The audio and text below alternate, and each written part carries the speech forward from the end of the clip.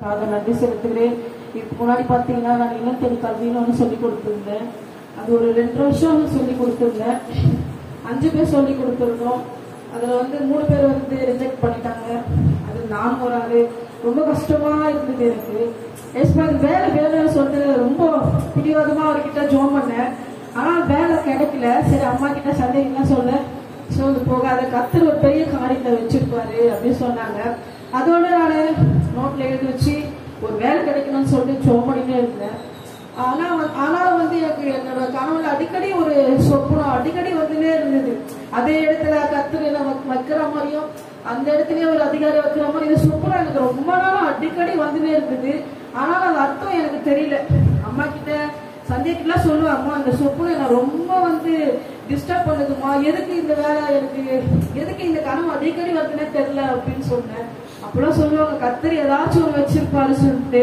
அதாவது ஒரு 3 மாசம் போயிடுச்சு. எனக்கு கொஞ்சம் இன்ஸ்டா இருந்தது. அந்த ஸ்கூல் வீட்டு எதிர்க்கே இருக்கிறதுனால எனக்கு வர சொல்லலாம் ஒரு மாதிரியா இருந்தது. அதனால கர்த்தரை மாத்திரம் நான் நம்பிக்கையா இருந்தேன். ஒரு 3 மாசம் கழிச்சு கர்த்தர் என்ன அதே இடத்துல அந்த ஸ்கூல்ல சொல்லி தரும்படியாக இன்னொரு டியூஷன் மூலியமா எனக்கு ஒரு வாய்ப்பு கிடைச்சது.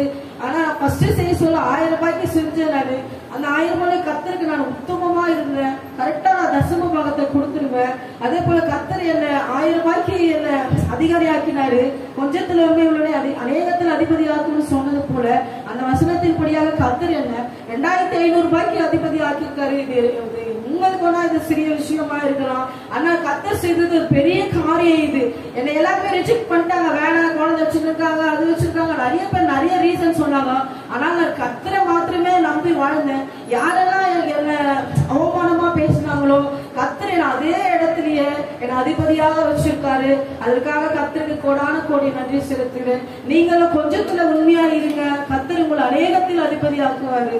ஆமென்.